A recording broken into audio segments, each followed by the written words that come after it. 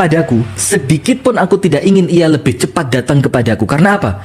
Karena Allah pembuat skenario terbaik dalam hidupku. Itu sampai dia seperti itu. Karena kisah ini, ketika ibu tadi, perempuan di kalangan para salaf tadi, itu ditinggal meninggal dunia oleh putranya yang sangat dia cintai. Kemudian terlihat tegar banget ini perempuan. Kemudian teman-temannya tanya, ini kan anak yang paling kamu cinta? Iya. Ini anak laki-lakimu yang kamu sayang? Iya. Terus kenapa engkau begitu tegar seperti ini? Dia bilang apa? Kematian anakku, sedikit pun aku tidak menginginkan menundanya. Kenapa? Apa judulnya? Bahasa cinta yang tak Bahasa cinta yang tak ku mengerti. Nah, sekarang begini. Pemirsa yang dirahmati dan diberkahi oleh Allah Subhanahu wa taala, tidak bisa kita pungkiri ya, di masa-masa pandemi COVID-19 ini, sudah kira-kira 2 tahun ya. 2 tahun. Banyak di antara, ya 2 tahunan kira-kira ya, hampir. 2019 itu belum masuk ke sini. Oh, iya, jadi iya. sekitaran waktu itu kan masih umroh terakhir kan, Februari. Betul ya. Maret itu baru. Maret, betul, kita pulang dari Medan. Betul, Maret. Nah, berarti kira-kira menjelang 2 tahun lah ya. Ini 1,5 lah. 1,5 tahun ini banyak di antara kita, wabil khusus kaum muslimin, yang kemudian mendapatkan lapis-lapis kesedihan. Iya. Kesedihan dari usahanya yang kemudian mulai turun, kesedihan dari sanak kerabat yang sebelumnya ada di tengah-tengah mereka sekarang sudah Allah wafatkan, kesedihan dengan yang sebelumnya sehat walafiat sekarang ada penyakit. Nah, macam-macam seakan-akan lapis dari kesedihan-kesedihan yang muncul, musibah-musibah yang muncul, ujian-ujian yang Allah berikan kepada kita dengan COVID-19 ini, seakan-akan kita belum bisa mendapatkan apa surat cinta dari Allah di balik kejadian ini.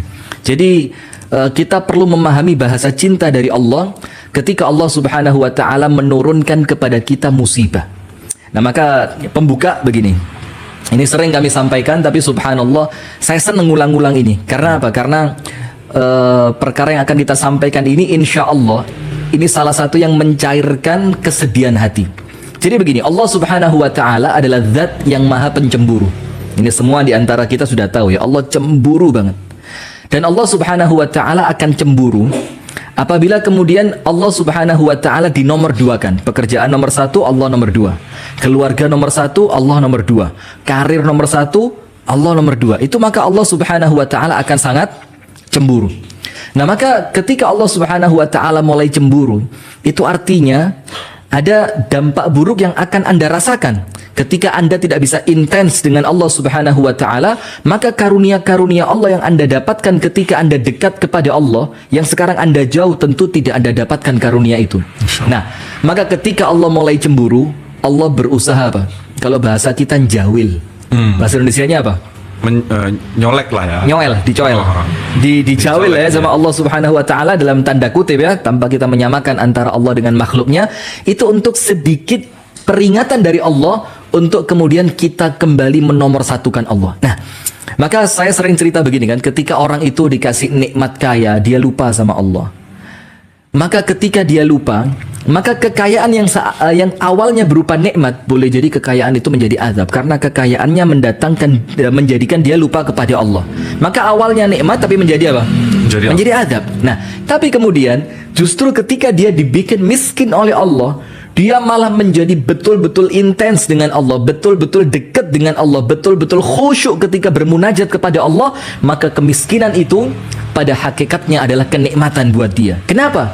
Karena sumber kenikmatan terbesar untuk kita umat Islam adalah kedekatan kita dengan Allah Subhanahu wa taala. Maka ketika Anda dikasih sama Allah satu ujian, Anda belum sadar. Allah kasih ujian kedua, Anda belum sadar. Allah kasih ujian ketiga, yang sampai pada titik Anda tidak bisa lagi minta tolong ke depan, minta tolong ke belakang, minta tolong ke kanan, minta tolong ke kiri, mentok sudah. Saat itu apa yang terjadi? Kita akan angkat tangan ke langit, kita akan mengucapkan apa? Ya Allah.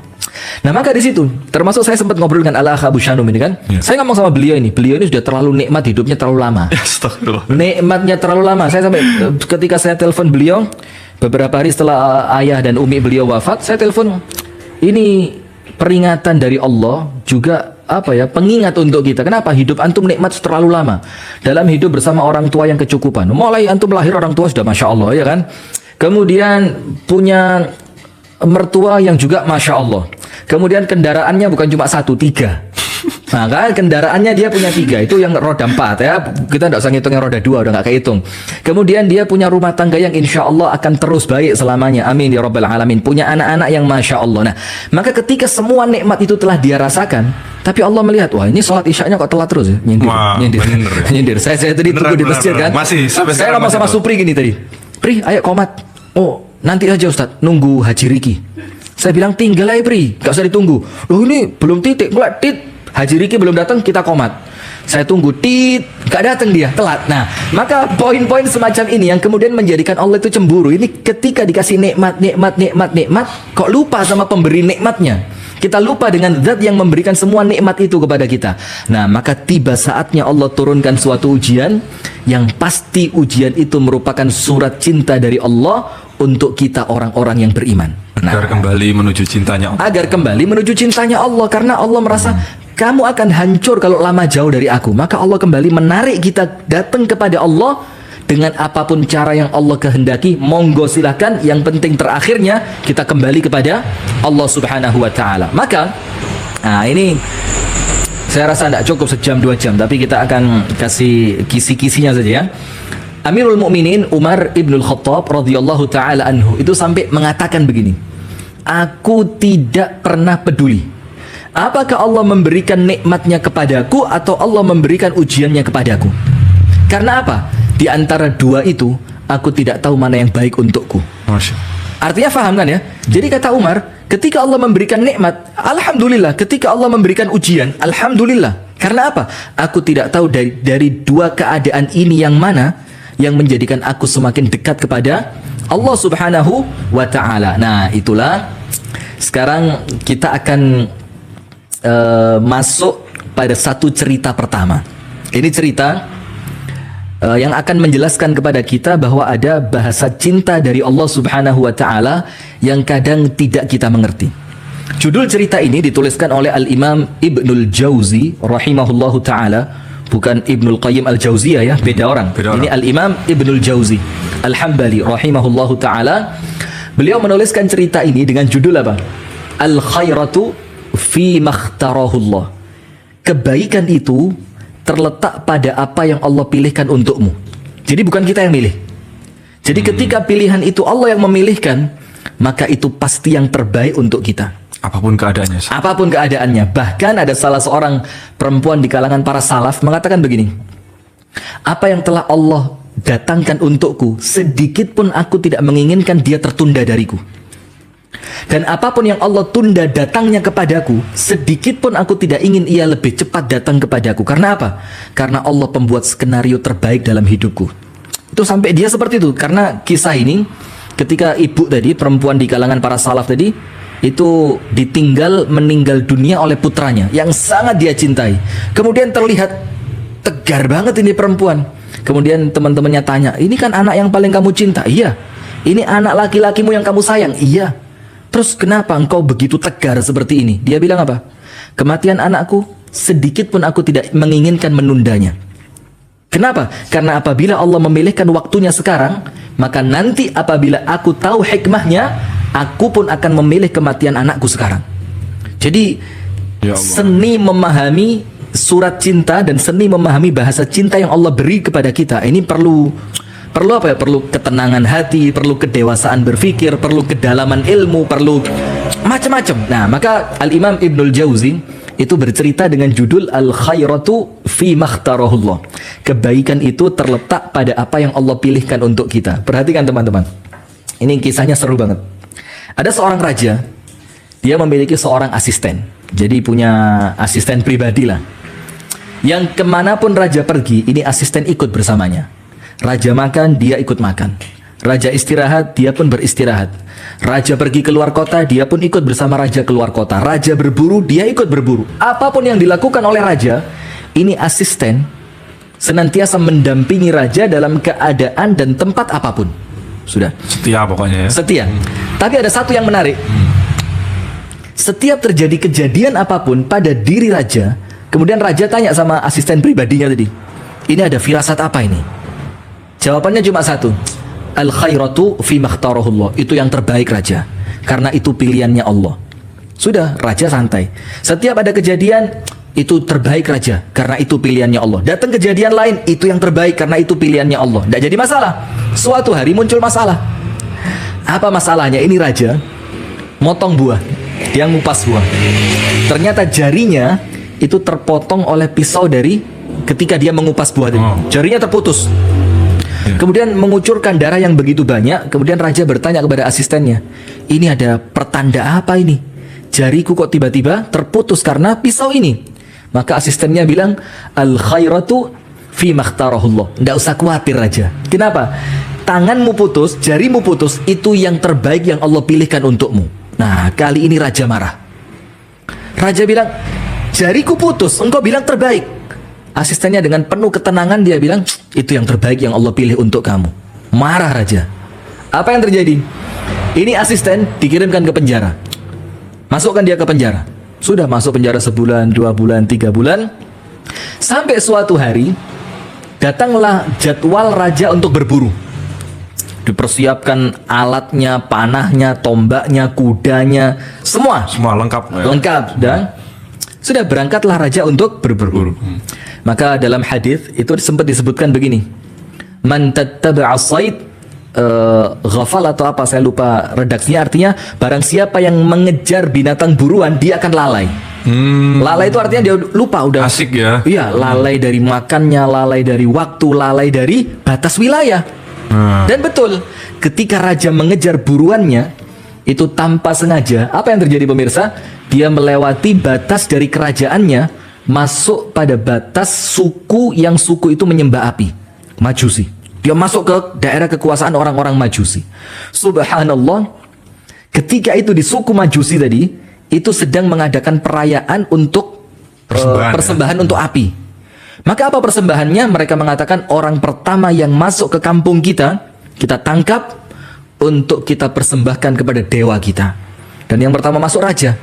Ditangkaplah itu raja, dilucuti semua pakaiannya, diganti dengan pakaian yang baru untuk persembahan, kemudian dimandikan. Sudah sampai ini raja sudah hampir dibakar.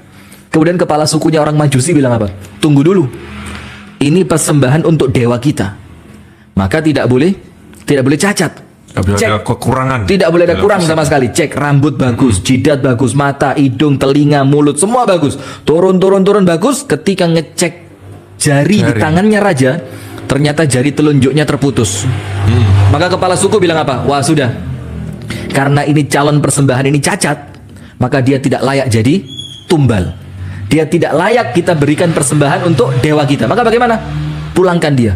Dikembalikan barangnya, dikembalikan kudanya, dikembalikan pakaiannya, raja disuruh pulang. Dan subhanallah, antum tahu, mulai detik itu yang ada di pikiran raja cuma satu. Siapa yang dipikir raja? Asistennya tadi dia baru kepikiran, ternyata betul, jariku terputus, ini pilihan Allah yang terbaik untukku.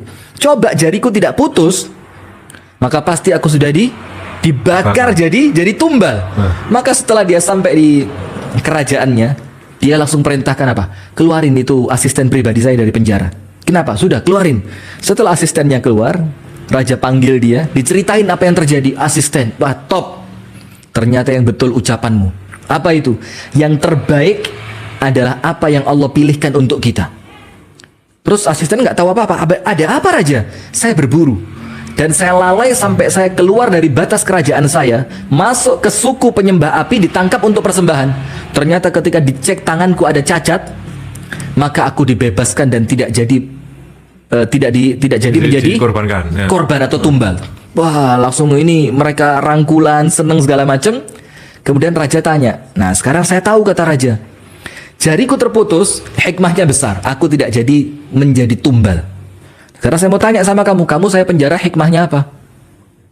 Nah kata kamu kan semua yang Allah pilih pasti yang terbaik. Saya tahu, kata raja, jariku terputus aman, gak jadi tumbal. Kamu di penjara apa hikmahnya? Kemudian si asisten ngomong begini raja, berbulan-bulan saya di penjara, saya tidak ketemu hikmahnya apa. Saya tidak tahu, saya mikir, ya Rob, apa hikmah aku masuk penjara ini? Dia nggak tahu. Apa yang terjadi? Antum tahu nggak? Baru hari ini raja, saya tahu hikmahnya apa, dan saya bersyukur engkau memenjarakan saya. Saya terima kasih banget kau masukin saya ke penjara. Raja tanya, ada apa? Begini, engkau makan, saya makan. Engkau istirahat, saya istirahat. Engkau rekreasi, saya rekreasi. Engkau berburu, saya juga berburu. Engkau melewati batas kerajaan, saya ikut lewat batas kerajaan. Engkau ditangkap, aku ditangkap. Ketika engkau tidak jadi dijadikan tumbal, maka siapa tumbalnya? Aku, kata dia.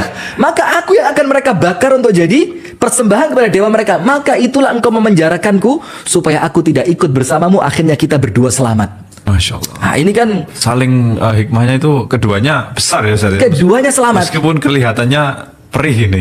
Awalnya kan kalau kita nggak bisa husnudzon, kalau kita nggak bisa sabar, kita nggak bisa memunculkan ridho dengan apa yang Allah tetapkan, nanti malu di belakang. Padahal Allah itu zat yang paling penyayang kepada kita, bahkan mengalahkan orang tua kita. Artinya ketika ada sesuatu yang Allah ambil dari kita, itu bentuk sayangnya Allah. Nah, contoh begini. Antum tahu yang di pandangan kasat mata buruk, tapi ternyata di baliknya menyimpan kebaikan yang terkadang manusia tidak tahu, bahkan seorang nabi pun tidak tahu. Antum ingat kisahnya Nabi Musa alaihi salam dengan siapa? Khidir. Nabi Khidir ya. Tahu kan? Sekelas Nabi Musa pun, itu Allah Ta'ala dalam tanda kutip nyeting, disetting bagaimana Musa untuk kemudian protes terlebih dahulu. Ini menunjukkan kepada kita ada sesuatu yang dipandang oleh kasat mata manusia nampaknya buruk, ternyata di balik itu Allah menyimpan kebaikan. Kisah yang pertama, ada anak kecil dibunuh sama Khidir.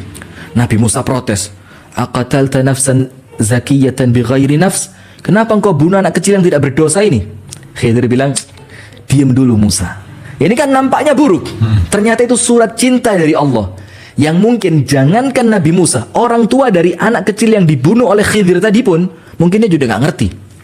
Sudah, singkat cerita, lama-kelamaan Khidir bercerita kepada Nabi Musa alaihi salam, ternyata apa? Itu anak bakal menjadi anak yang durhaka. Dan ketika aku bunuh dia, maka apa? Dia tidak akan mengganggu orang tuanya dan Allah akan menggantikan dengan anak yang lebih baik. Artinya lihat, di awal nampak kasat matanya apa? Buruk. Ternyata apa? Allah menyelamatkan orang tua dari keburukan anak yang bakal durhaka kepadanya. Coba lihat. Ini surat cinta dari Allah dalam bentuk anak yang meninggal dunia. Antum bisa bayangin. Dalam bentuk anak yang meninggal, ternyata Allah kirimkan surat cinta. Apa surat cintanya? Allah gantikan dengan anak yang lebih baik supaya kamu tidak merasakan keburukan dari anakmu yang ini nanti yang bakal durhaka. Allah menyelamatkan hatinya orang tua supaya tidak sakit dengan kedurhakaan anak, dengan Allah wafatkan anaknya lebih cepat untuk Allah ganti dengan anak yang lebih soleh. Yang kedua, ada perahunya orang miskin. Bayangin, ini perahunya milik orang miskin. Kalau perahunya orang kaya sih lumayan, artinya perahu rusak bisa beli lagi. Ini perahunya orang miskin, bawa barang dagangan oleh Nabi Khidir ditenggelamkan. Ya Allah. Nabi Musa protes, aduh, ini mereka mau berlayar. Mereka akan membawa barang mereka untuk dijual. Kenapa engkau tenggelamkan perahunya? Apalagi miskin ya. Apalagi orang miskin. Mereka akan membawa barang mereka dengan apa? Dengan kalimat-kalimat dalam tanda kutip yang itu menampakkan seakan-akan Nabi Musa protes. Dan ini semua settingannya siapa? Allah subhanahu wa ta'ala. Ini alhamdulillahnya pemirsa, Allah tunjukkan kepada kita hikmahnya di akhir cerita. Coba tidak, mungkin kita belum paham apa hikmahnya ini. Nah itulah maka kita bilang bahasa cinta yang tidak ku mengerti. Sudah. Kemudian singkat cerita, kenapa perahu itu ditenggelamkan? Apa kata Nabiullah Khidir? Dia mengatakan, karena apa? Apabila perahu itu digunakan untuk berlayar, membawa barang-barangnya orang miskin ini, maka di seberang laut sana, tujuan mereka, itu ada raja zalim yang merampas semua perahu dan isinya. Maka aku tenggelamkan perahunya, supaya dia tidak jadi berlayar, menunggu waktu yang lain untuk kemudian dia selamat perahu dan barangnya. Coba lihat. Ternyata surat cinta yang Allah beri kepada mereka lewat tenggelamnya perahu mereka. Coba. Jadi nampaknya musibah, ternyata apa? Mendatangkan manfaat, mendatangkan surat cinta. Nah maka dari kisah raja dan asistennya tadi, itu cerita yang sangat jelas yang diceritakan oleh Al-Imam Ibnul Jauzi. Bagaimana ternyata dari sesuatu apapun yang Allah pilihkan bagi kita, itu ternyata adalah sesuatu yang terbaik. Bahkan Al-Imam Ibnul Qayyim Al-Jauziyah itu mengatakan begini, sekiranya manusia tahu, ini saya sampaikan buat teman-teman yang sedang sedih ya, sedih, aduh usaha saya, orang tua saya, anak saya, kerabat saya, apalagi yang mungkin rumahnya habis kebakaran, rumah saya mungkin rumah tangganya sedang ada masalah, oh aduh rumah tangga saya. Nah maka Ibnu Qayyim mengatakan apa? Untuk Anda apabila Anda tahu bagaimana skenario Allah untuk mengatur hidup Anda, maka Anda akan leleh dalam cinta kepada Allah. Karena tidak ada satupun skenarionya Allah kecuali itu yang terbaik untuk hambanya. Nah, maka dari sini kita mulai sedikit jelas ya. Ternyata ada surat cinta dari Allah, ada bahasa cinta yang Allah berikan kepada hambanya, yang dimana bahasa cinta itu karena kebodohan kita, karena ketidaksabaran kita, karena pendeknya pandangan pengetahuan kita atas apa yang akan datang, seakan-akan Allah jahat. Wah, ada nggak di sinetron-sinetron Allah tidak adil? Hah? Nah, maka nanti ada cerita yang menarik lagi. Ada juga beberapa pertanyaan itu yang Ya, ada redaksinya. Aku sudah tahajud sekian lama, aku sudah berdoa terus sampai beberapa tahun. Aku sudah melakukan ini, melakukan itu dengan harapan ini. Kok nggak kunjung-kunjung ada hasil? Nah, seperti itu. Tunggu dulu, ada cerita mengenai itu. Dan ini cerita juga bukan cerita dongeng, tapi kisah-kisah yang diriwayatkan oleh para salaf, begitu ya. Nah, maka disebutkan di dalam hadis ini sampai Ar-Rasul sallallahu alaihi wasallam bersumpah, wallahi, demi Allah. Padahal Ar-Rasul sallallahu alaihi wasallam as-sadiqul masduq. Seorang manusia yang Allah jaga lisannya dari kebohongan, senantiasa benar dan pasti dibenarkan. Karena wa ma yantiqu 'anil hawa in huwa illa wahyu yuha. Semua yang Rasul ucapkan wahyu dari Allah. Nah, maka begini. Rasulullah Muhammad sallallahu alaihi wasallam ini hiburan buat kita supaya Anda yang sedang sedih, Anda mulai, saya tunggu ya Allah kapan bahagianya. Kalaupun tidak bahagia di dunia, jangan khawatir. Apapun yang Allah ambil dari Anda di dunia, Allah akan gantikan untuk Anda kelak di akhirat. Dan yang pasti kebahagiaan di akhirat itu jauh lebih baik. Walal akhiratu khairul laka minal ula. Akhirat jauh lebih mulia, lebih baik, lebih indah, lebih menyenangkan dibanding dunia. Jadi kalau ada orang berangkat duluan, dia lebih menyenangkan, dia senang, kita yang sedih. Kenapa? Dia datang ke negeri akhirat tinggal memetik buah apa yang sebelumnya dia tanam. Kita yang ditinggal yang sedih. Maka kalimat inna lillahi wa inna ilaihi raji'un itu bukan untuk orang yang sudah meninggal, tapi untuk kita yang ditinggalkan, supaya kita merasa tenang. Nah, contoh begini. Sebelum kita masuk ke hadis tadi ya, kita kan mau santai aja, jadi tidak usah terlalu urut, tapi insya Allah materi akan tersampaikan dengan utuh begitu. Begini pemirsa Madani yang dirahmati oleh Allah Subhanahu wa taala. Seperti yang saya awali tadi, tidaklah Allah mengambil dari kita apapun yang Allah ambil dari kita di dunia, kecuali Allah akan gantikan untuk kita kelak di akhirat. Itu pasti. Kenapa? Allah tidak mungkin zalim. Betul kan? Contohnya begini. Dari kalimat inna lillah, sesungguhnya kami adalah milik siapa? Allah. Antum tahu tak kalimat inna lillah itu artinya bukan sekedar kita meyakini saya milik Allah, bukan. Tapi apa? Semua yang bersama kami juga merupakan milik Allah. Maka kalimat inna lillah, sesungguhnya apa yang bersamaku, yang sekarang kemudian oleh Allah diambil, itu kita akan ikhlas. Kenapa? Loh, memang milik Allah. Ketika Allah mengambilnya, itu haknya Allah. Kenapa? Kita yakin dari awal, inna lillah, ya Allah, aku dan apapun yang bersamaku ya Allah milikmu. Maka kapanpun engkau mengambilnya, itu haknya siapa? Allah. Jadi kalimat inna lillah itu mengajarkan kita untuk apa? Ikhlas. Dan potongan yang kedua, wa inna ilaihi raji'un, itu optimis. Duh, mati kok optimis. Wa inna ilaihi raji'un, dan kepadamulah ya Allah, kepada engkaulah ya Allah, kami pun akan kembali. Kenapa kok optimis? Jadi begini. Ini jadi senantiasa nyambung ayat-ayat Al-Quran itu. Ketika Allah meminta kita untuk bersedekah, bahasanya Allah apa? Hutang kan? Iya. Wa may yuqridullaha qardan hasana. Barang siapa memberikan pinjaman kepada Allah dengan pinjaman yang baik. Allah tidak mengatakan dengan bahasa memberi, tapi pinjaman. Kenapa? Karena Allah pasti akan membayarnya. Allah akan melunasinya, begitu loh. Bahkan dilebihkan sama Allah. Nah, sekarang begini, kalimat wa inna ilaihi raji'un, dan kami ya Allah akan kembali kepadamu. Apa optimisnya di mana? Coba. Kami setelah kita ikhlas bahwa apa yang Allah ambil itu adalah milik Allah dan kita tidak bisa protes, kemudian dan kami pun akan kembali kepadamu, optimisnya di mana? Optimisnya bahwa ada yang satu... panjang, Anda minum dulu. Ya. Apa optimisme? Yaitu sebuah keyakinan bahwa kita akan menyusul. Sekarang kita masih diberikan kesempatan, maka sudah selayaknya kita optimis harus banyak-banyak memanfaatkan sisa waktunya. ya. Itu termasuk. Tapi kemudian yang saya maksud begini, saya nggak tega nyalain beliau ini. Coba ini jamaah pengajian harus saya kerjain habis ini. Apa jenis? Maka begini. Tapi apa yang beliau sampaikan itu termasuk salah satu di antara hikmahnya. Artinya begini, ketika sudah ada yang Allah ambil, maka kita diajarkan oleh Allah untuk memanfaatkan sisa waktu yang kita masih punya untuk memaksimalkannya sebelum kita diambil seperti yang telah diambil sebelumnya. Ya. Nah, tapi yang saya maksud begini. Ketika kita yakin, ya Allah, aku milikmu. Apa yang sebelum ini engkau ambil dariku, ya Allah, itu pun hakikatnya milikmu, ya Allah. Tahu Ummu Salamah? Ya. Ummu Salamah ketika putranya, bukan Ummu Salamah, siapa? Astagfirullahaladzim. Ketika istrinya Abu Talha, yaitu Ummu Sulaim ya, ketika dia nikah dengan Abu Talha, dia punya anak, kemudian ternyata anaknya meninggal dikala Abu Talha tidak di rumah. Maka ketika Abu Talha datang, ini Ummu Sulaim tidak mengagetkan Abu Talha dengan apa? Anakmu meninggal. Tidak. Tapi apa? Dilayani dulu, dibuatkan makanan, selesai ada keperluannya Abu Talha dengan Ummu Sulaim semua selesai, baru Ummu Sulaim memberitahu. Bagaimana caranya? Sudah tahu kan?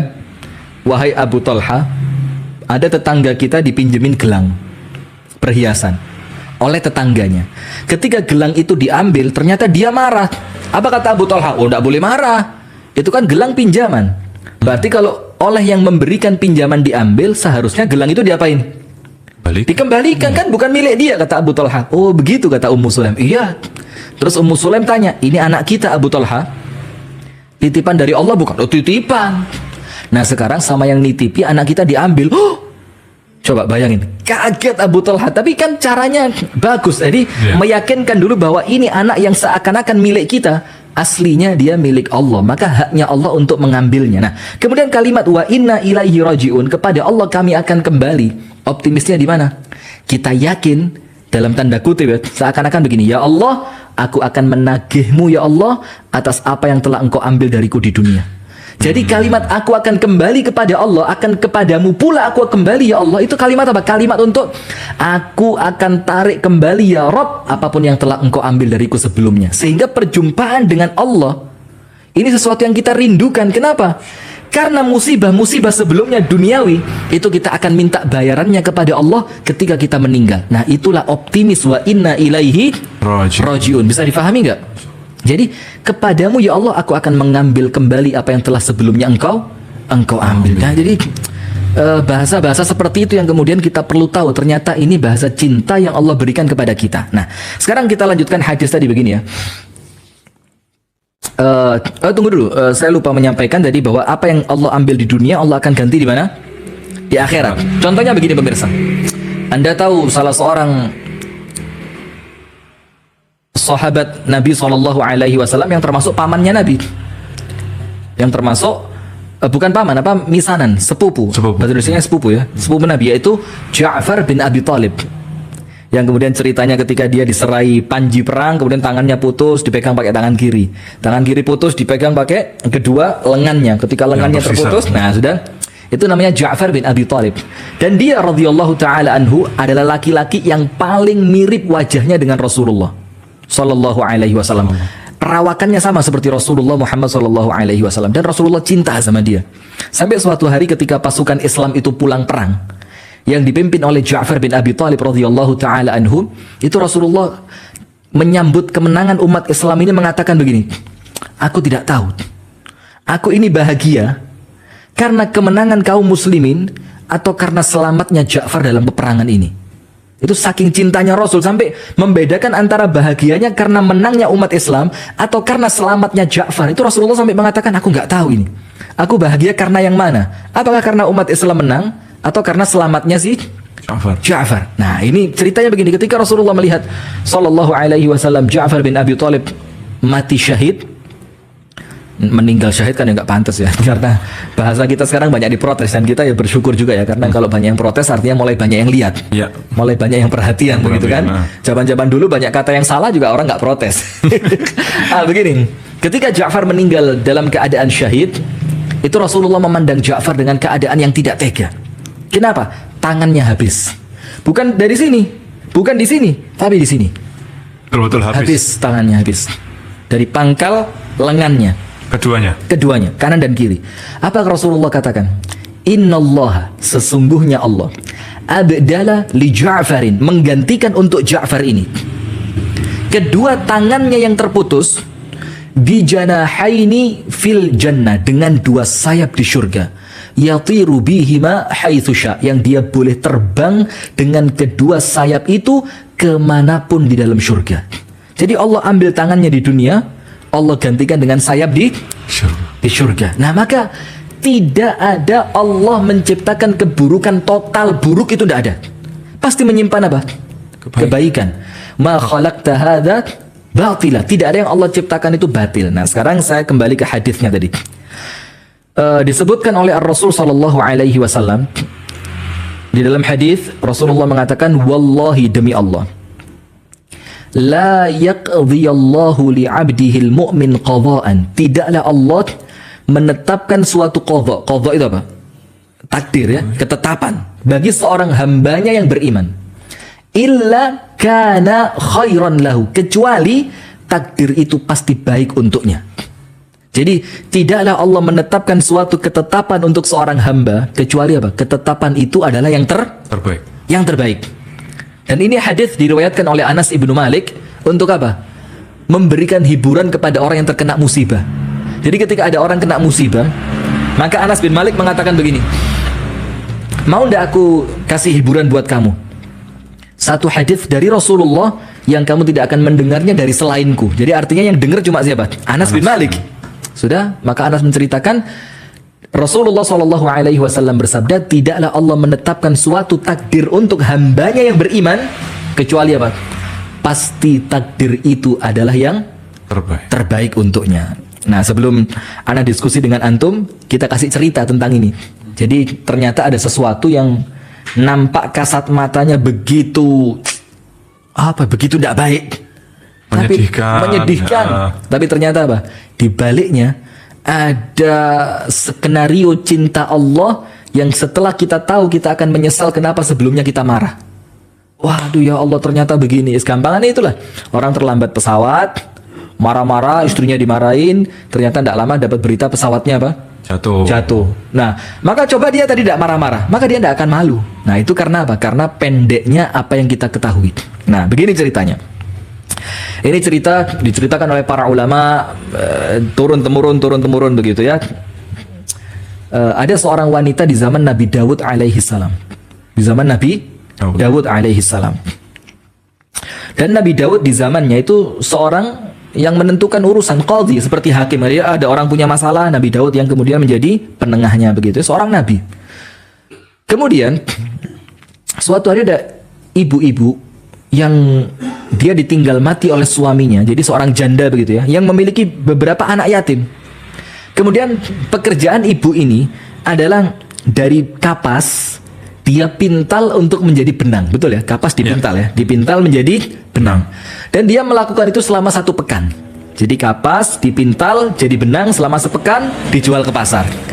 Setelah sepekan dijual ke pasar. Laku berapa? 100 dirham. 100 dirham. Nah, uang 100 dirham ini cukup untuk kehidupan dia dan anak-anak yatimnya selama 1 pekan.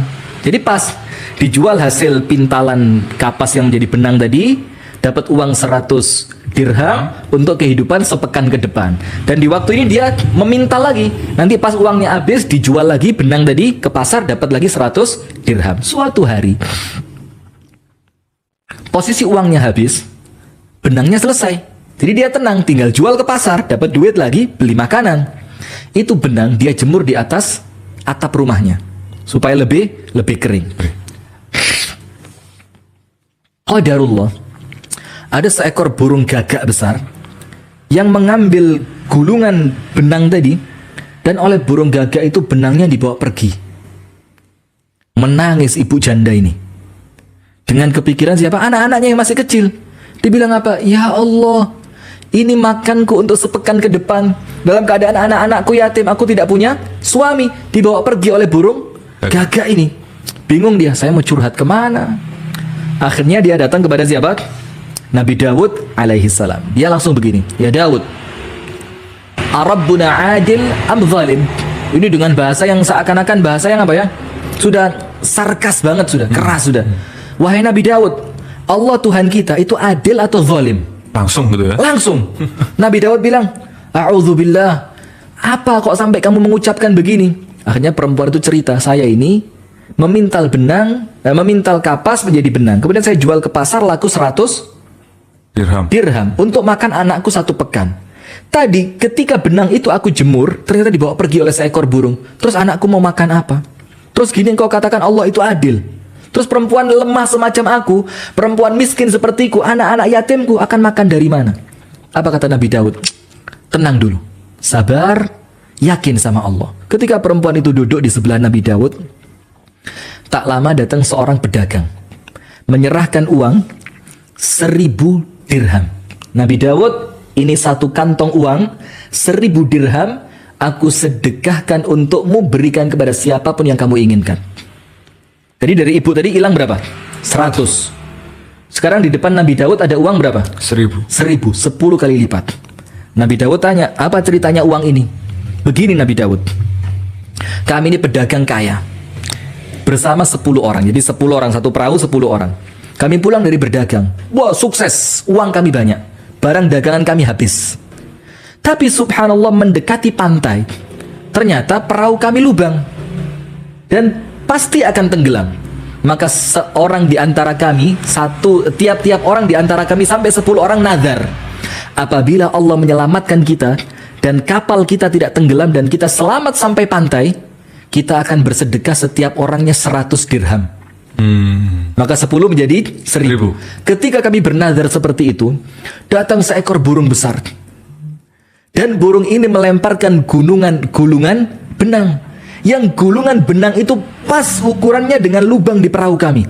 Dan kami masukkan ke dalam lubang tersebut dan kami selamat sampai di pantai. Paham? Ya. Nah, kemudian ibu tadi langsung begini, Daud, benangku katanya. Terus Nabi Daud mengatakan kepada ibu-ibu tua tadi, janda tua punya anak yatim tadi, mengatakan, lihat, mana lebih menguntungkan, engkau yang menjualnya ke pasar, dapat 100 dirham, atau Allah yang menjualkannya untukmu, dan engkau mendapatkan 1000 dirham. Seharusnya 100, Allah ganti dengan berapa? 1000. Ini bahasa cinta dari Allah yang tak ku mengerti. Jadi ayo senantiasa husnudzon kepada Allah, bahwasannya setiap kejadian apapun dalam kehidupan kita tidak akan buruk untuk kita, melainkan semuanya pasti mendatangkan kebaikan. Nah, gimana kira-kira menurut antum ini? Nah, meskipun gini Ustaz, banyak juga yang pada akhirnya enggak semuanya begitu gitu. Maksudnya endingnya kok kepedihannya lama gitu loh Ustaz. Kayak yang tadi kami udah tahajud beberapa waktu, begini. doa udah beberapa bulan. Sekarang begini, gitu. jadi orientasi kita untuk meminta sesuatu kepada Allah itu harus kita tata dengan baik. Apakah orientasinya dunia yang sementara atau orientasinya akhirat? Orang itu ketika meminta kepada Allah, Rabbana atina fid dunya hasanah, berhenti, maka orientasi dia dunia. Ketika pemberian dunia itu tidak kunjung datang dari Allah, dia akan kecewa. Tapi ketika orientasinya wafil akhirati hasanah, orientasinya akhirat, dia mikir semakin panjang penantianku semakin besar pahalaku. Kalaupun tidak aku dapatkan di dunia, Allah akan berikan kepadaku di akhirat. Maka ketika orientasi kita akhirat, ketika meminta kepada Allah orientasinya akhirat. Ketika beribadah kepada Allah, tahajud 3 bulan loh tak putus. Nah, kalau orientasinya akhirat, tidak akan ngomong begitu dia. Karena apa? Kalaupun di dunia dia tidak mendapatkan apapun dari tahajudnya, dan itu tidak mungkin. Tapi dia yakin bahwa di akhirat dia pasti dapat. Maka orang-orang yang mengatakan, tapi kapan? Ini bahasa cinta ini kapan aku mengerti? Nah, itu ketika orang mengatakan kapan, itu Rasulullah katakan apa? Walakinnakum qaumun musta'jilun. Kalian ini adalah suatu kaum yang terlalu tergesa-gesa. Senengannya kepingin cepet. Bahasa saya saknyet. Pengen sekarang, dapat sekarang. Ini dunia, kudu surga. Nah, iya ada. Nah, kebanyakan ketika kita flashback Ustaz, ternyata dia melakukan itu kan pertanyaannya, aku udah 2 bulan loh tahajud nggak putus. Nah, berarti kan dia startnya tahajud itu ketika ada masalah ini aja kan, baru 2 bulan. Sip. Nah, itu ada poin yang lain juga. Jazakumullah khair. Jadi begini, ketika dia sholat tahajud dengan begitu semangatnya ya. Waduh, sampai nangis gitu ya, nangis, khusyuk betul sholatnya dia. Orang lain sholat mulai mungkin 2:30, jam 3, 3:30, dia 1:30 sudah mulai sholat, Masya Allah. Kemudian setelah dia mulai lelah dengan ibadahnya, kemudian mulai muncul ucapan apa? Ini sudah 3 bulan loh tahajud seperti ini, kok nggak kunjung selesai masalah saya. Nah, maka sekarang seperti yang Al-Akh Abu Shanun tadi sampaikan, kemampuan Anda untuk sholat tahajud ketika Anda dapat masalah, itu sudah anugerah. Oh iya. Itu sudah anugerah. Coba Anda tidak punya masalah tahajud? Enggak. Lupa tidur pules ya. Nah kan? Kadang-kadang tahajud itu karena nggak bisa tidur, Zat. Nah, kepikiran begitu. masalah ya. Kepikiran masalah. Nah, maka artinya ketika apa yang antum harapkan dari tahajud antum tidak antum dapatkan, maka antum bisa tahajud. Itu sudah anugerah yang besar. Itu sudah surat cintanya Allah. Allah menggelitik, Allah menjawil antum dengan masalah supaya antum bisa tahajud. Sementara orang tidak semua bisa tahajud. Ketika antum dengan masalah yang antum punya bisa tahajud, maka artinya itu masalah anugerah buat antum. Karena masalah ini bikin antum dekat kepada Allah Subhanahu wa ta'ala. Ya Jadi Allah, ya. yang begini-begini ini kita perlu paham. Nah, jadi artinya ketika orang mengatakan, kok nggak kunjung dapet ya, kapan? Bahasa cintanya itu kapan aku mengerti? Itu tandanya orientasi Anda baru dunia. Tapi kalau orientasinya akhirat, maka kalaupun di dunia luput, akhirat tidak mungkin kehilangan. Nah, kemudian begini, bahasa cinta yang tak ku mengerti, miskin. Mau sore saya dibikin miskin Allah cinta? Hah? Cinta itu ya ketika saya punya mobil 3 kayak Abu Shanum, kemudian usaha lancar, telur nah harganya naik terus, walaupun pakan ayam juga naik gitu ya.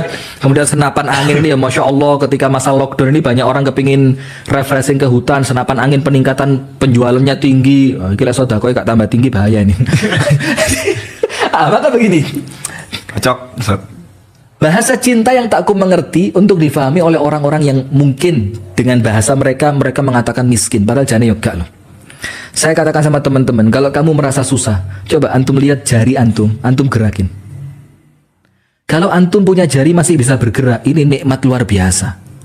Antum mau ndak diganti duit 1 miliar tapi jarinya nggak bisa gerak gini terus?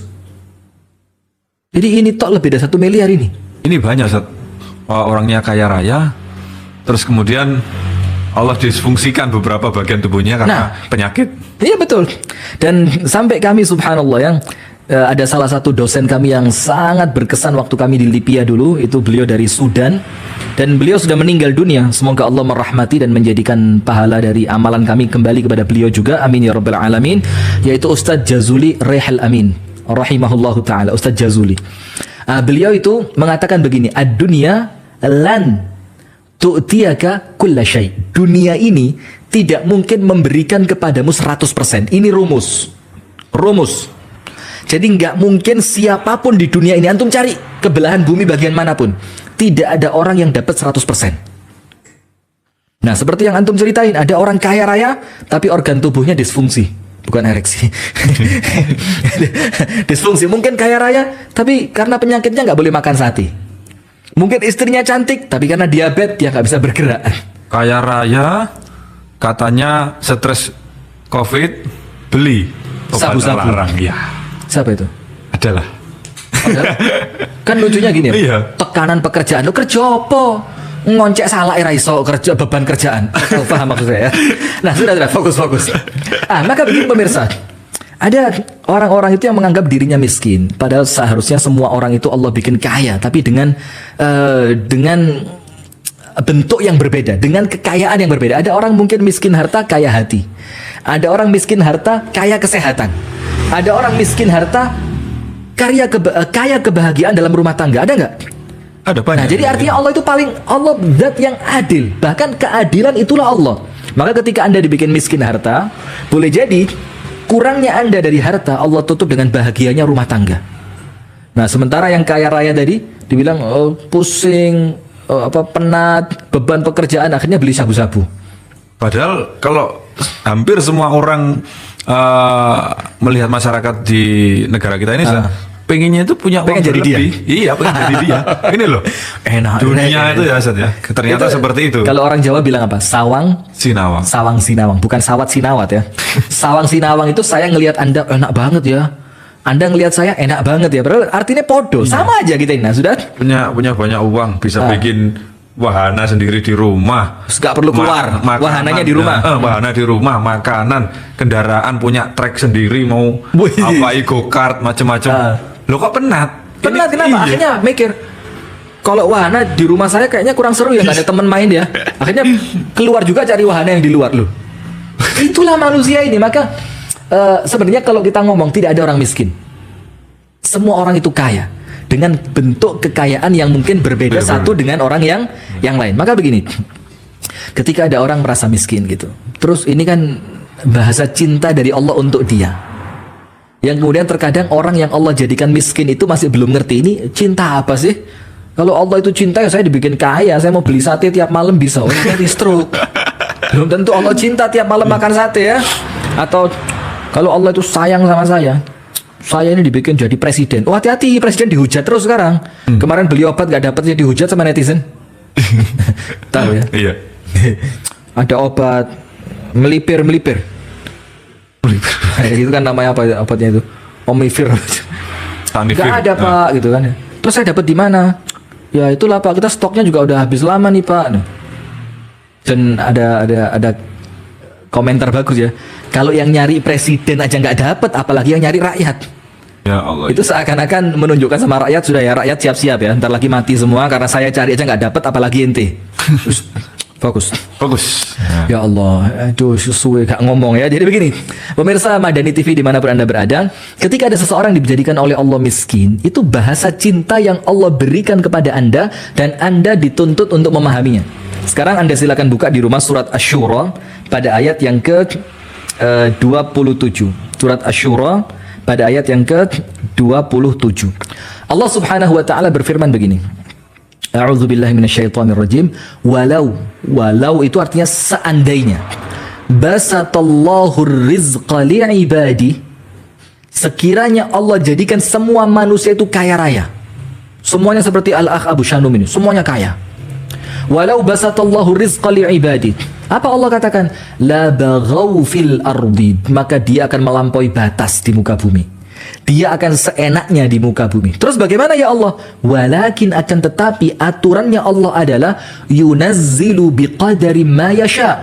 Allah turunkan sesuai kadar yang Allah kehendaki. Abu Shanum dapat berapa? Saya dapat berapa? Al-Akh Fefri dapat berapa? Al-Akh Dian dapat berapa? Itu Allah supaya kita saling apa? Saling membutuhkan dan saling mengisi satu dengan yang lain. Nah, maka sekarang lihat, walau basatallahu li'ibadi, sekiranya Allah, walau basatallahu rizqa li'ibadi, sekiranya Allah meluaskan rezeki semua hambanya, Allah bisa enggak? Sangat bisa. Sangat-sangat bisa Dan kan? ringan sekali. Dan tidak mengurangi apapun yang Allah punya. Nah gitu kan. Tapi Allah bilang apa? Tapi tidak. Allah tidak jadikan semua orang kaya. Anda Allah jadikan miskin. Mungkin yang lain Allah jadikan miskin. Mungkin Anda yang kaya, orang lain miskin. Atau orang lain yang kaya, Anda yang miskin. Kenapa begitu? Supaya Anda tidak baghaw fil ardi, melampaui batas di muka bumi. Terus apa yang Allah inginkan? Walakin yunazzilu biqadarin ma yasha. Tapi Allah turunkan sesuai kadar yang Allah kehendaki. Penutupnya keren. Apa penutupnya?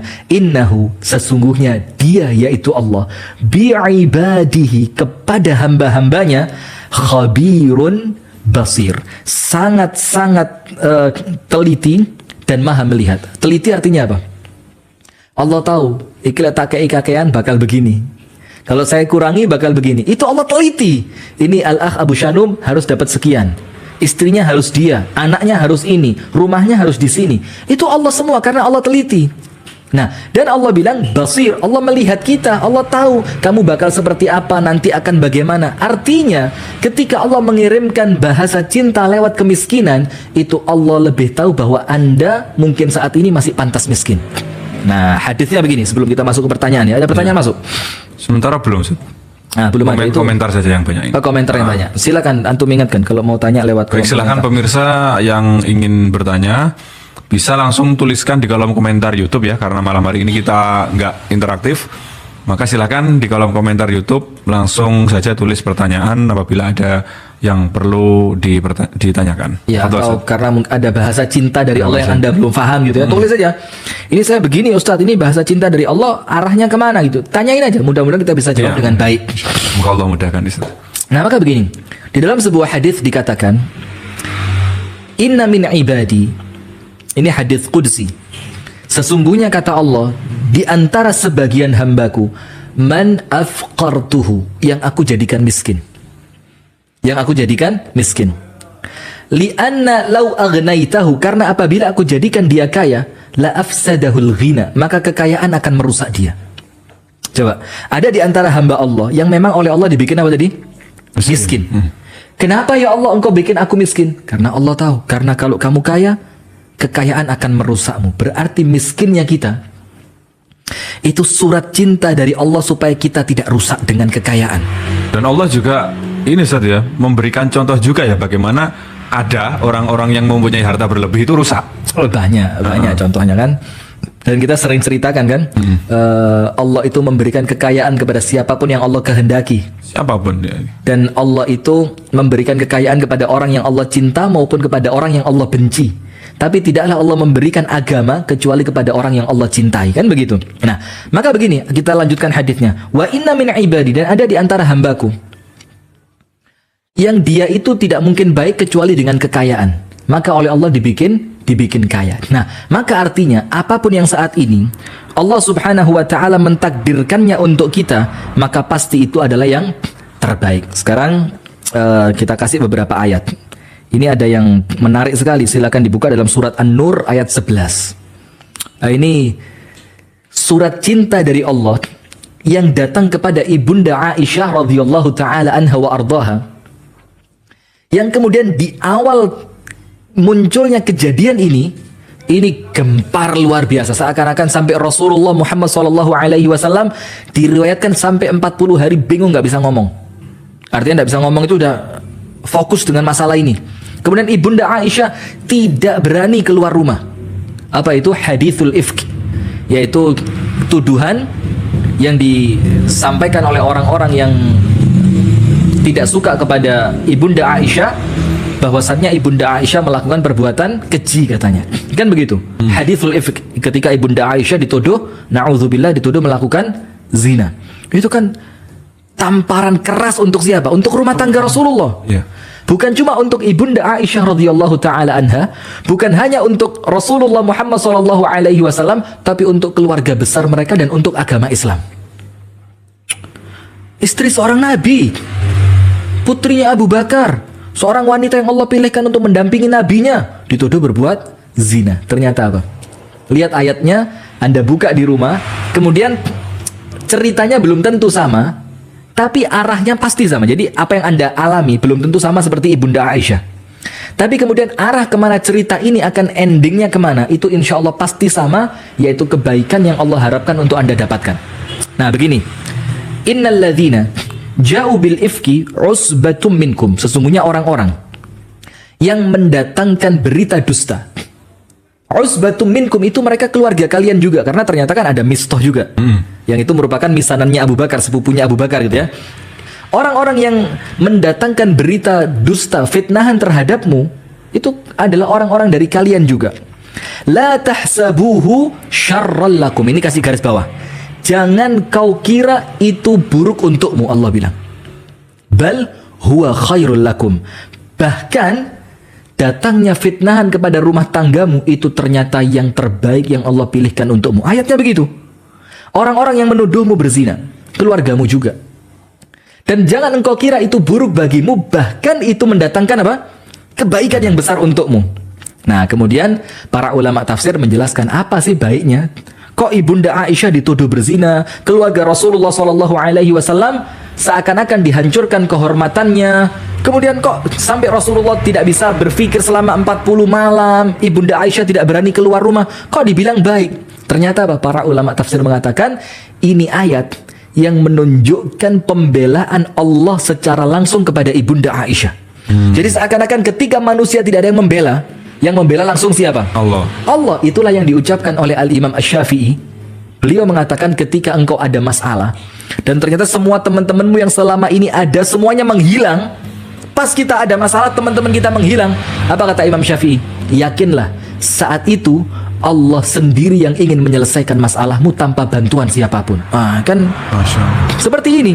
Dan kemudian menunjukkan kesucian Ibunda Aisyah, menunjukkan bahwa itu hanya sekedar fitnah. Kebersihan Ibunda Aisyah itu langsung oleh Allah ditunjukkan dalam ayat Al-Quran yang awalnya apa? Dan bukan singkat loh, 40 hari.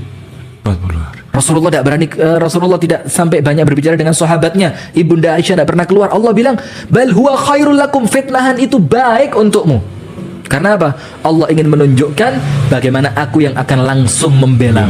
Nah, maka sekarang saya sampaikan sebagai penutup di malam hari ini ya, sebelum kita nanti cek kolom komentar, yang selama ini merasa sedih dengan kisah hidupnya, masalah yang senantiasa mendatangi dan menghampirinya, kesulitan ekonomi yang dia alami setiap saatnya, kemudian ditinggalkan orang-orang terkasih yang ada di sekitarnya, yang sementara ini Anda menganggap ini musibah, ini suatu bentuk keburukan, yakin tidaklah Allah Subhanahu wa taala menetapkan suatu takdir untuk Anda kecuali takdir itu pasti yang terbaik, dan Allah menitipkan surat cinta yang terindah di balik setiap takdir yang kita lewati dalam episode kehidupan kita. Wallahu taala a'lam bissawab. Kami kembalikan kepada Al-Akh Abu Shanum. Insyaallah, jazakallah khair Ustaz atas Wa'iyyakum barakallahu fikum. materi yang disampaikan pada malam hari ini. Dan ketika kita tadi buka pertanyaan, ternyata langsung banyak sekali. Langsung banyak. Bareng-bareng ya. Jadi saya rasa mungkin tadi pertanyaan belum keluar gara-gara fokus mendengarkan ya. Jadi ketika kita ingatkan tanya baru, oh iya saya mau tanya nih gitu. Gimana? Lampunya. Iya. Oh, lampunya. Itu Ustaz. Ini ada dua pertanyaan yang akan kami bacakan bareng karena pertanyaan umum ya. Nah. Bagaimana cara menerima takdir dengan ikhlas? Kemudian bagaimana bukti Allah Subhanahu wa taala cinta kepada kita? Begini. Ya. Ini pertanyaan yang artinya normatif banget ya. Normatif. Rata-rata kalau kita bahas takdir mesti seperti itu kan. Jadi bagaimana kita bisa menerima takdir dengan baik? Kemudian apa tadi? Dan Bagaimana bukti Allah cinta kepada kita? apa buktinya kalau dengan takdir ini Allah cinta?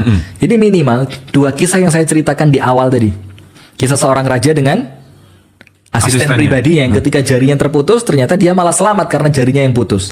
Atau kisah yang kedua, seorang ibu yang memintal benang, yang memintal kapas menjadi benang, ternyata dia tidak bisa jual ke pasar, Allah yang jualin sama pedagang 10 kali lipatnya begitu kan. Nah sekarang bagaimana? Nomor 1, Anda meyakini bahwa Allah adalah zat yang terbaik. Allah memiliki asmaul husna, Allah yang paling bijaksana, Allah yang paling adil, Allah yang paling pengasih, Allah yang paling penyayang, Allah yang paling lembut, latif, Allah yang paling lembut kepada kita. Maka ingat, setiap ada takdir yang kurang menyenangkan, fahami satu hal, datangnya takdir yang kurang menyenangkan ini datangnya bukan dari musuh yang ingin mencelakaiku, tapi dari kekasih yang menginginkan kebaikanku. Itu yang pertama. Jadi yakin dulu takdir ini datangnya dari siapa? Allah. Antum tahu Nabi Ayub alaihi salam sakit seperti apa? Ujiannya, anak-anaknya meninggal dunia, hartanya ludes, ditinggal pergi oleh istri-istrinya, kemudian sampai sakit di kulit yang sangat parah. Kemudian Nabi Ayub mengatakan, Anni massani yadhur wa anta arhamur rahimin. Ya Allah, aku tertimpa kesulitan. Tapi Nabi Ayub mengatakan apa? Wa anta arhamur rahimin. Dalam keadaan aku tetap yakin, ya Allah, Engkau adalah zat yang maha pengasih. Nah maka nomor 1, ingat, takdir apapun yang Anda hadapi, yakin datangnya bukan dari musuh yang menginginkan Anda celaka, tapi dari Allah yang menginginkan Anda bahagia. Yang kedua, masing-masing dari kita tidak tahu ini takdir akan mengantarkan kita ke arah mana.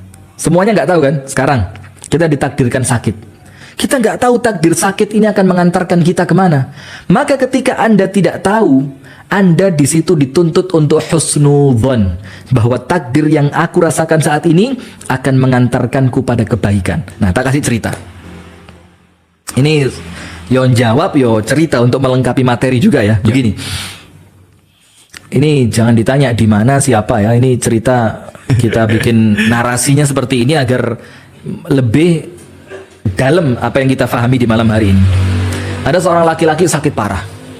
Sakit parah udah mau mati, kaya raya, mau mati. Wow, langsung dia tobat. Oh, saya tobat lah, kalau Allah takdirkan saya sembuh, saya akan sedekahkan rumah yang sebelah sana, saya mau kasih untuk yatim piatu. Nanti mobil yang satu, sudah, subhanallah, betul dia Allah Allah berikan kepada dia kesembuhan. Dan betul dia laksanakan apa yang dia sampaikan ketika dia sakit. Rumahnya disedekahkan untuk yatim piatu dan salah satu mobilnya diberikan untuk pondok pesantren. Sudah kan? Sudah. Karena apa? Di awal dia sakit, dia takut mati. Ketika takut mati ternyata mengantarkan dia pada kebaikan. Akhirnya apa? Bisa sedekah. Sudah. Ketika mulai hilang perasaan takut mati, ketika dia sudah mulai lupa dengan kebaikan-kebaikan sebelumnya, sehat walafiat, dia mau melakukan suatu hal yang dalam tanda kutip maksiat, di tengah jalan ditabrak truk. Mati dia.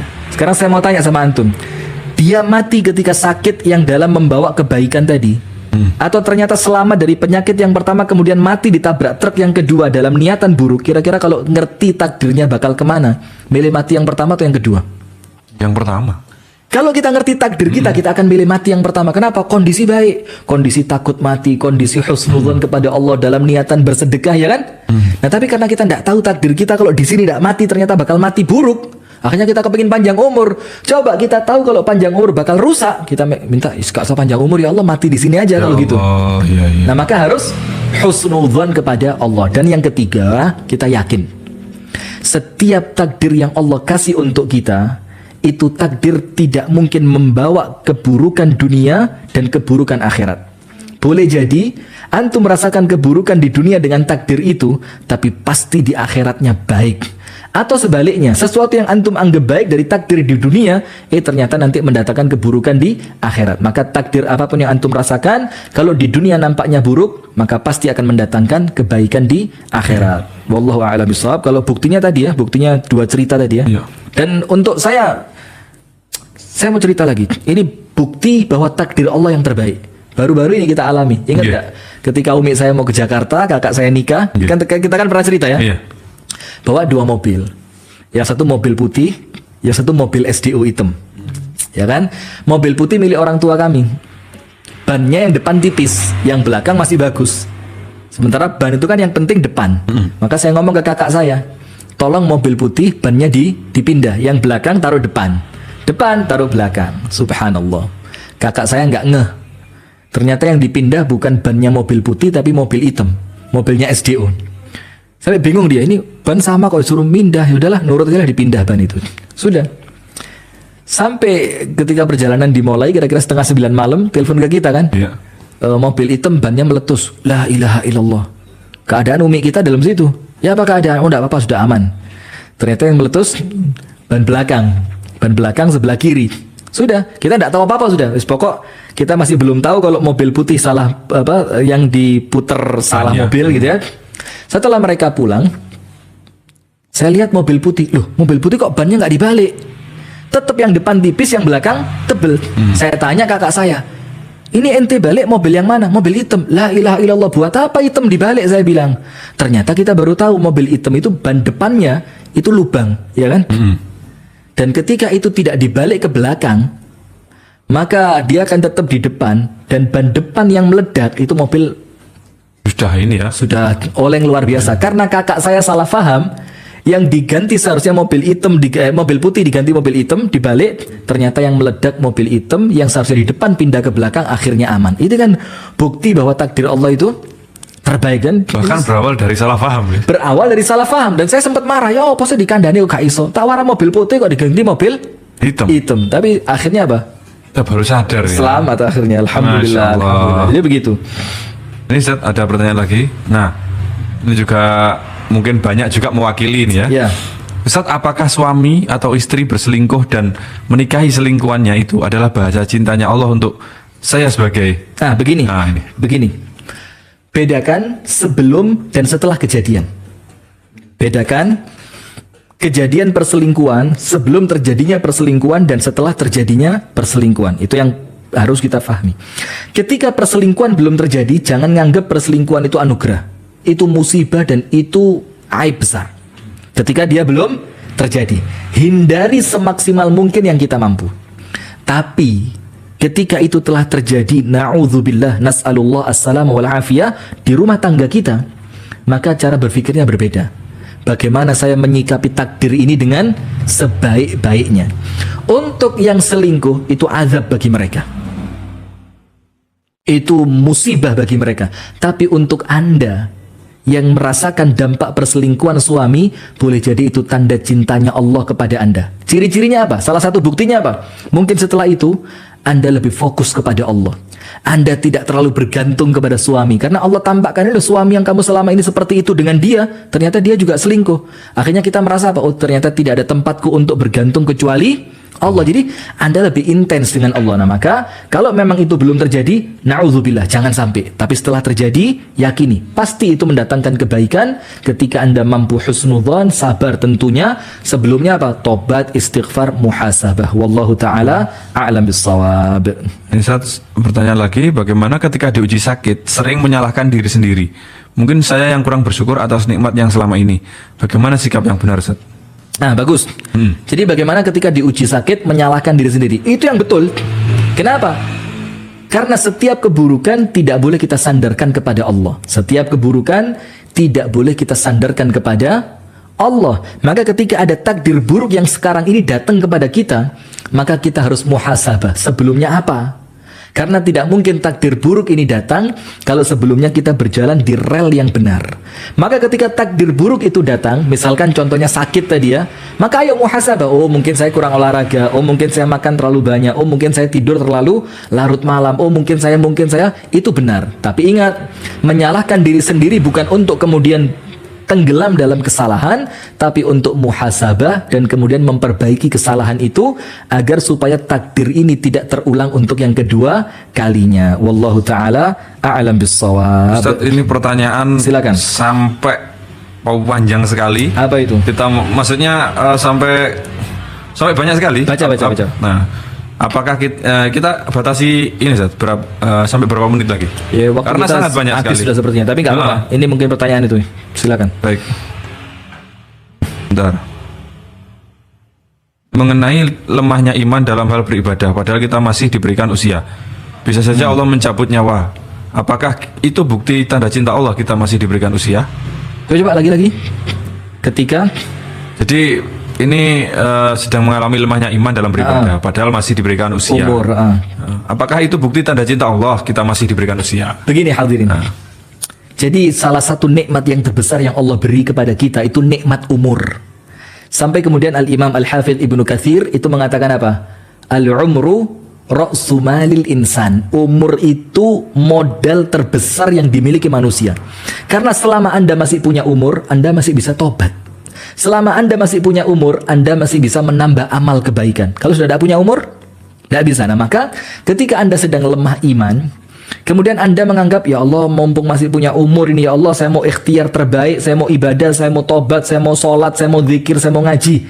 Maka itu adalah takdir terindah yang Allah kasih. Kenapa? Karena orang-orang yang sudah meninggal, saat ini mereka di alam kuburnya ingin seperti antum yang masih di alam dunia. Mereka kepingin tobat, mereka kepingin sholat, mereka kepingin ngaji, mereka kepingin baca Al-Quran, mereka kepingin silaturahim.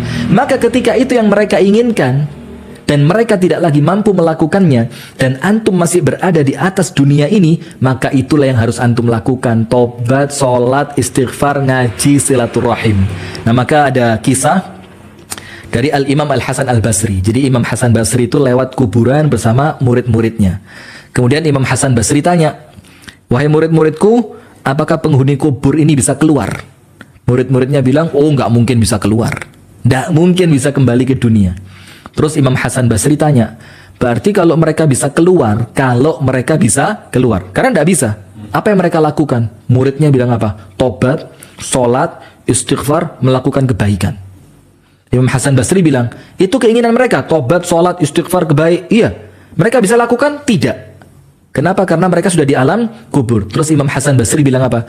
Kalau itu keinginan mereka dan mereka tidak lagi mampu melakukannya, berarti itu tugas kalian ketika kalian masih mampu melakukannya. Jadi kalau mereka sudah kepingin tapi tidak bisa, kita masih bisa. Ayo sebelum kita sama-sama pindah ke sana. Ayo apa yang mereka inginkan kita amalkan. Tobat, istighfar, silaturahim, ibadah, melakukan kebaikan. Maka kalau masih punya umur, banyak-banyak syukur kepada Allah Subhanahu wa ta'ala. Ini mungkin pertanyaan terakhir, Ustaz, karena kami cek ini tadi banyak pertanyaan yang berulang. Jadi kita akan simpulkan. Mungkin untuk pertanyaan lain yang belum bisa terjawab, kita akan sambil ngobrol nanti mungkin di live-nya yang fanpage, ataupun juga mungkin kita akan lanjutkan di the show untuk sesi pertanyaan mungkin. Iya. Semoga Atau Allah izinkan. live Facebook, Live Facebook yang lebih santai gitu Ustaz Iya. ya. Nah, pertanyaannya ada 2 Ustaz. Jadi ini ada yang bagus nih. Ustadz, saya belum pernah nikah, sedang suka dengan janda beranak 3, dengan niat ingin menafkahinya dan membimbing dia. Apakah itu salah? Atau adakah hikmahnya? Saya belum pernah nikah, sedang suka dengan janda beranak 3. masih ini perjaka. Ya boleh-boleh saja, pilihan. Itu pilihan. Tapi Rasulullah SAW lebih menganjurkan mendapatkan gadis. Tulaibuha wa tulaibuka. Kamu bisa main sama dia, dia bisa main sama kamu. Kamu main air liurnya, dia main air liurmu. Kalau gadis itu ya. Tapi ketika seperti sahabat yang lain menikahi janda karena dia punya adik-adik kecil yang banyak supaya janda ini bisa merawat adik-adiknya, Rasulullah bilang semoga Allah memberkahi. Jadi tergantung niatnya. Kalau memang itu antum lihat baik, pertimbangannya bagus, bismillah sudah. Nah, ada 2 pertanyaan penutup Ustaz. Kok jadi 2? Tadi 1. Iya, Iya. bisa 2. Yang pertama, apakah peringatan Allah itu selalu berupa musibah? Kemudian yang kedua,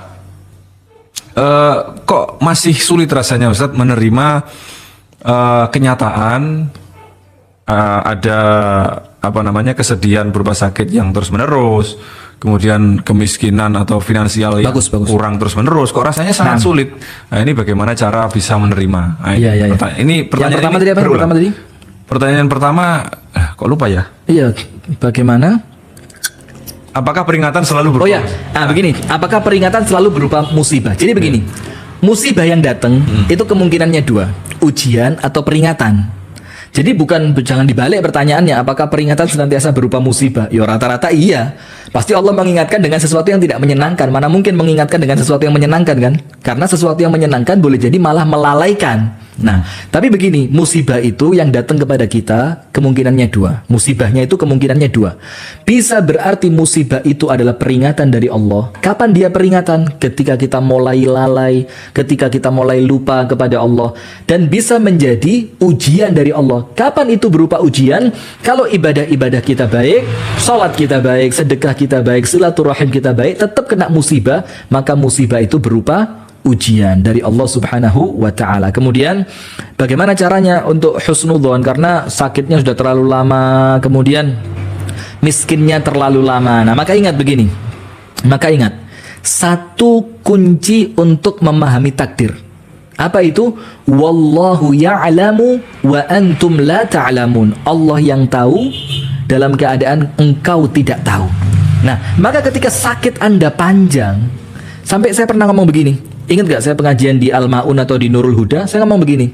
Kalau ada artis yang selama ini ketika sehat itu suka buka aurat, ngomongnya porno begitu ya, ngomongnya jorok, kemudian sama Allah diuji dengan sakit, diingatkan atau diuji dengan sakit, dan sakitnya ini parah dan cukup lama sampai meninggal dunia, maka jangan suudzon.